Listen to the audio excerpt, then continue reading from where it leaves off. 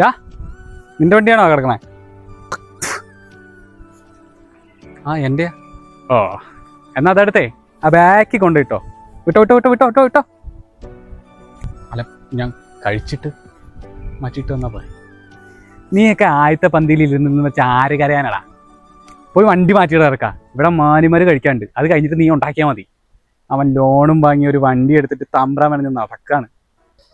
അതെന്താടോ?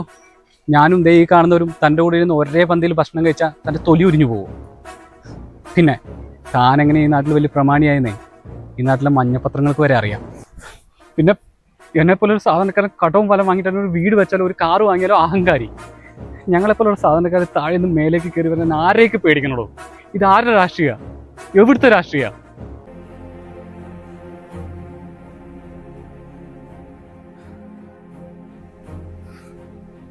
ഇല്ല സാറേ, ഞാൻ ഇപ്പൊ തന്നെ മാറ്റിട്ടോളാം.